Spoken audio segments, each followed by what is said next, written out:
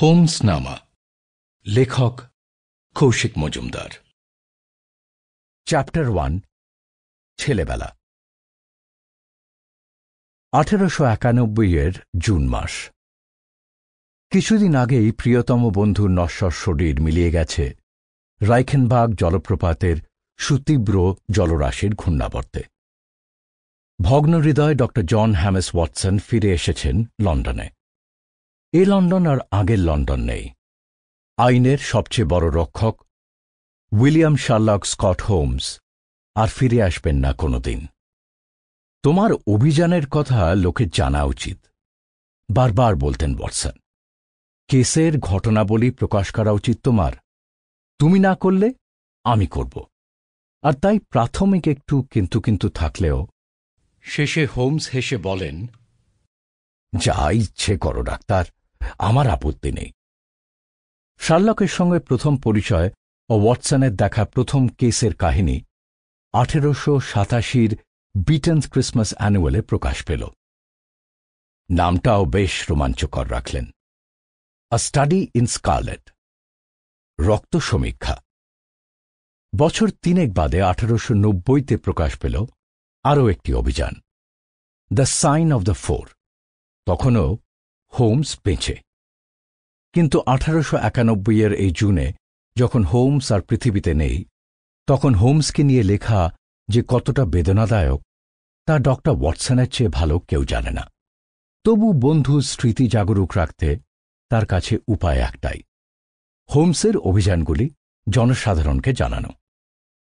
ইংল্যান্ডকে নাড়িয়ে দেওয়া বেশিরভাগ অপরাধের সমাধান যে বেকার স্ট্রিটের ওই গোয়েন্দা করেছিলেন, তা তিনি না জানালে কে জানাবে? কিন্তু তার কলম সরছে না। হঠাৎ এক বন্ধুর কথা মনে এল তার। ডক্টর আর্থার কনান ডয়েল তার মতোই আর্মি ডাক্তার এবং সাহিত্য অনুরাগী। সদ্য ভিয়েনা থেকে ফিরে 23 মন্টেগু প্লেস, রাসেল স্কোয়ারে বাসা নিয়েছেন। আ স্টাডি ইন স্কারলেট লেখার সময় পত্রিকার সঙ্গে যোগাযোগ ডয়েলই করিয়ে দিয়েছিলেন। ওয়াটসনের হাতের লেখা অত্যন্ত খারাপ, তাই নিজের সুন্দর হস্তাক্ষরে গোটা পাণ্ডুলিপিটা ফেয়ার করেছিলেন এই ডয়েলই।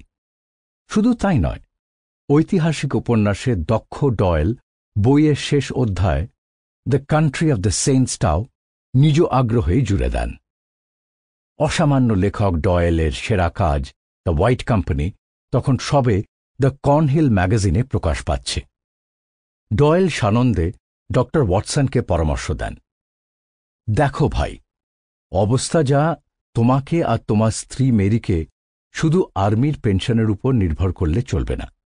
কিন্তু ইদানিং তুমি প্যাডিংটনের চেম্বারটা নিয়ে যে পরিমাণ ব্যস্ত, তাতে সময় করে লেখাও তোমার পক্ষে সম্ভব না।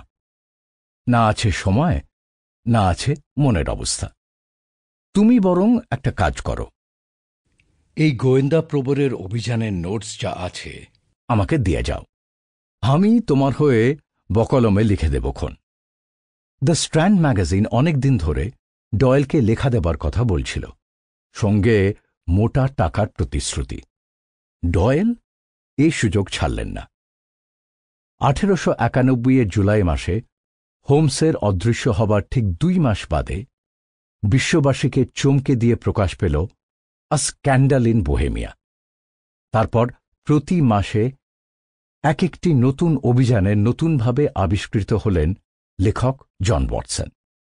কিন্তু যে মানুষটি এই সমস্ত কিছুর জন্য দায়ী, তাকে না চিনলে হোমস বা ওয়াটসনকে চেনায় খামতি থেকে যাবে। আসুন কিছুক্ষণের জন্য ডক্টর আর্থার কনান ডয়েলের জীবন একটু উঁকি মেরে দেখি। আর্থার কনান ডয়েলের জন্ম 22 মে 1859 সালে। হোমসের জন্মের 5 বছর পর এডিনবারার পিকাডি প্লেসে। বাবা চার্লস ডয়েল ছিলেন আইরিশ সিভিল সার্ভেন্ট এবং শখের আঁকিয়ে। মা মেরি ফোলি ডয়েলও যাতে আইরিশ ছিলেন। ডয়েল পরিবারের উৎস খুঁজতে গেলে দেখতে পাই নরমান্ডির রুয়েনের কাছে পল্ট ডোয়েলি নামে এক সামন্ত বাস করতেন। তার উত্তরপুরুষ Alexander ডোয়েলিকে Sample complete. Ready to continue?